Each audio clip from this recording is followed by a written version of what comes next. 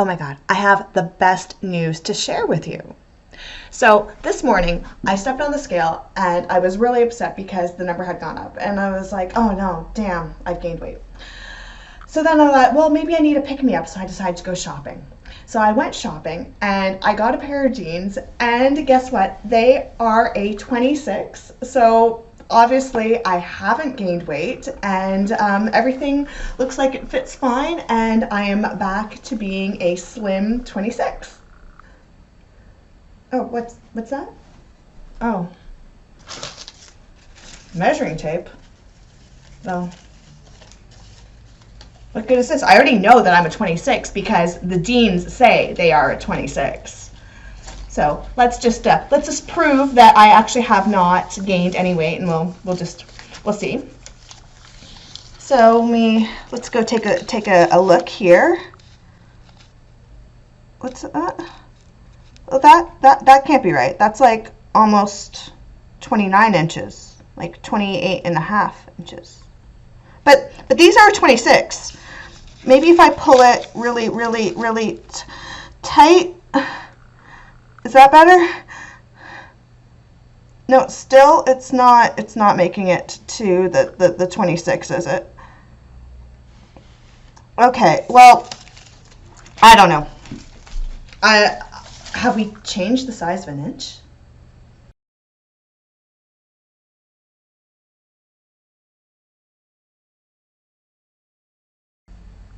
Yo-yo and hello, my name is Lydia, and on today's episode of my 25-pound yo-yo, we will be talking about weight gain lies. Yes, that's right, those lies that you tell yourself whenever you put on a few pounds but aren't quite ready to admit it. Now, these lies, they usually start off pretty innocent, of being in a bit of denial. Oh no, I couldn't possibly have gained weight. To, well, I might have gained, but it's water, it's muscle, it's something else, some other sort of excuse. And then that goes into, well, it doesn't matter if I've gained weight anyways because I'm healthy as is.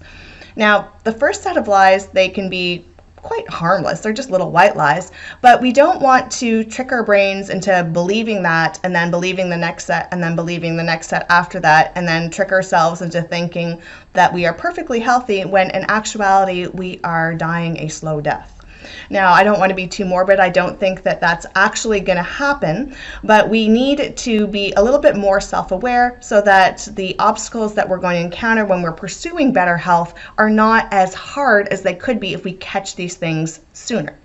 So let's watch this next clip about weight gain lies, and then we will come back here and discuss. Weight gain lies. I'm the same size I was in high school. Lies. The number may be the same, but the sizes have changed. For me, I was a size 8 in high school, which is equivalent to a 0 today. I currently wear a 4, which is technically smaller than an 8, but back in high school, this would have been a 12.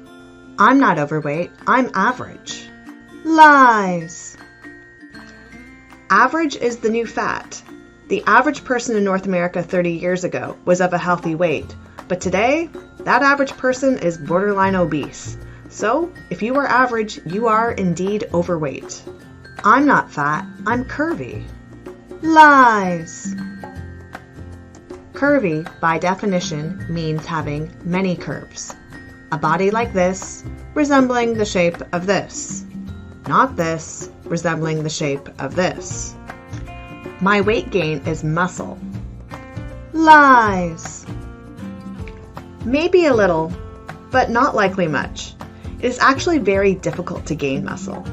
A newbie working out for the first time would be lucky to gain 10 pounds in a year doing lots of resistance training. If you've gained 5 or more pounds in a month and your exercise regimen consisted of mainly walking and yoga, chances are your weight gain is not muscle. The BMI system is broken anyways. Even The Rock is obese according to BMI. Lies. BMI is not perfect, but it does work for most.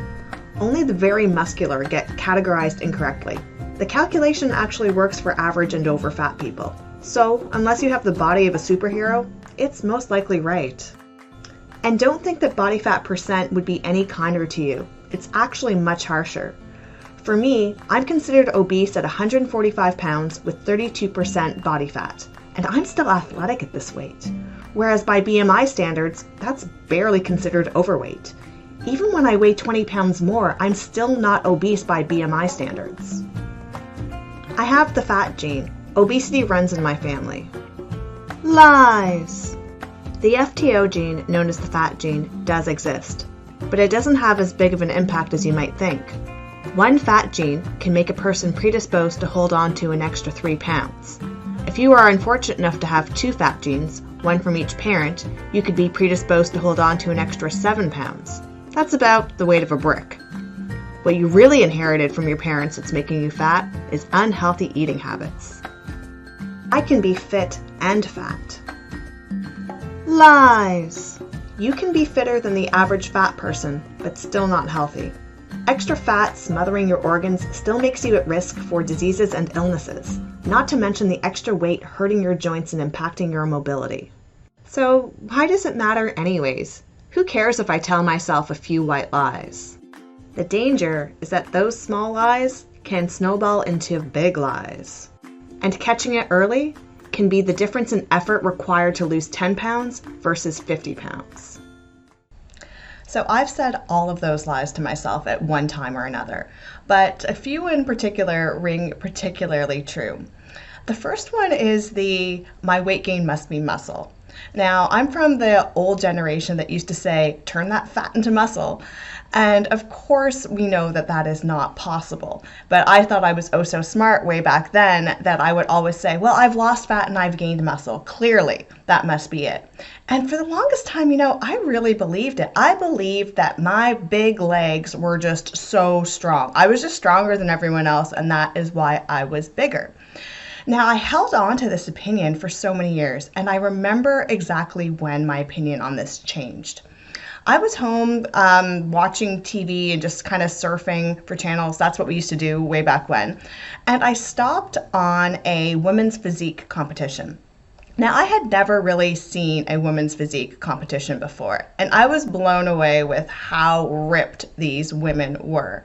So I watched them go across the stage, and they've got muscles coming out of everywhere, and I'm like, oh, wow, they are so built. And then one of the women, their stats came up across the bottom, and I realized, oh, wow, she is as tall as me. So I'm 5'4", I'm like, and she weighs 115 pounds. And I'm like, what? How is that possible? But aren't muscles supposed to be dense and heavy? I mean, I'm almost 150, and I thought I was strong. But this woman has got way more muscle than I do, and she's only 115 pounds. Yes, I could recognize that she's shredded and she's not carrying any fat on her, or very, very little fat. And I know that I had more fat than her, but I didn't realize to what magnitude of fat I had. And it wasn't until I saw that competition that I realized, oh, these legs are not all muscle now, are they? Then I decided that I was going to get into researching, well, exactly how hard is it to gain that kind of muscle? I mean, I don't mind lifting weights. I don't mind doing some squats and some curls. I mean, how hard can it be?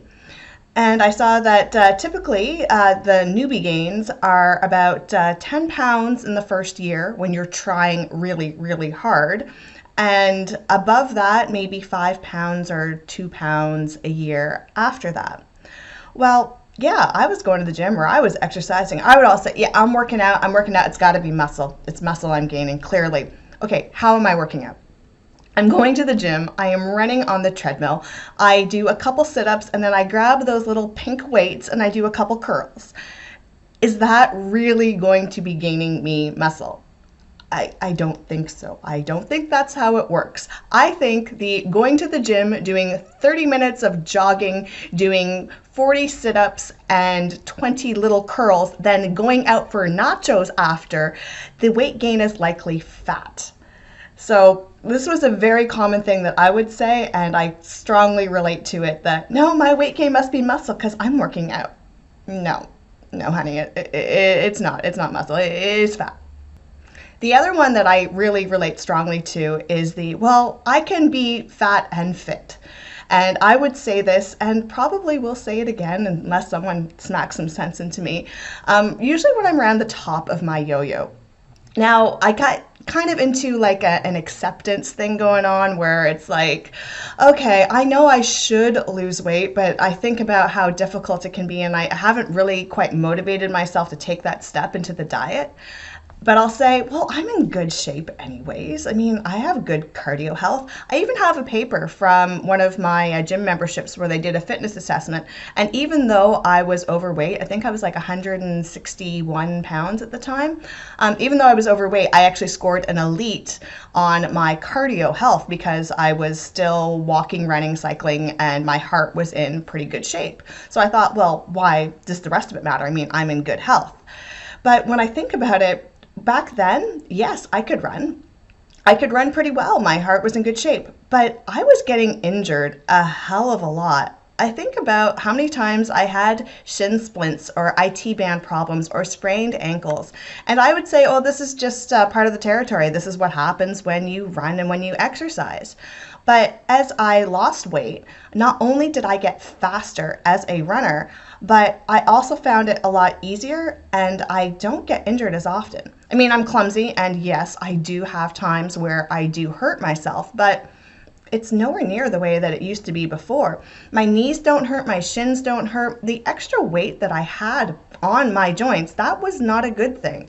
And I so badly just wanted to believe that I could be fat and fit at the same time that I found it difficult to swallow that hard pill that no, actually that weight, it is impacting me. Now, another one of the lies that I'm curious about, and this is because I am in a relationship right now that I can't relate to this, but I want to know what single people are dealing with, is how you represent yourself now. Now, the average woman in North America is 5'4" and weighs 170 pounds. So that is overweight / obese, pretty much on the line of that. So that is what average is. I remember when I was dating and you had to fill out your online profile, so for online dating, which is what I think most people do these days anyways. One of the body type options was average. You could select slim, fit, average, a few extra pounds, or queen size. What do people do now? Do they consider average to be healthy BMI as average, or average as in like the actual average woman? Because average now means a few extra pounds. And if you have just a normal, healthy BMI, what do? Do you put down thin? Are you afraid when you meet people if you put down average and you are the average woman being about 5'4" and about 170 pounds? Are people shocked when they see you? Go, well, you're not average, you're fat. Or is it the other way around, that you put down average and you actually just have like a BMI of like 23 and people go, oh wow, you're really slim. I didn't expect that. You said average. Kind of curious about how that works now. Maybe all of this would just be easier if we stopped telling lies about gaining weight. Maybe if we just admitted whenever it happens, like, yep, I gained weight, and it's time to do something about it, rather than trying to make excuses as to why we've gained weight or deny that we've gained weight in the first place, and then get into this whole, well, it's okay that I gained weight because I'm healthy anyways. We all know that we're going to get to a breaking point where you're finally going to say, hey, I've had enough and I got to do something about it. So why not stop telling these lies sooner so that we can take action sooner, so that the action that we actually have to take is not as hard as it could be if we let things go for too long. But alas, this is my 25-pound yo-yo and not stop lying about your weight gain. So until next time, yo-yo and let's go.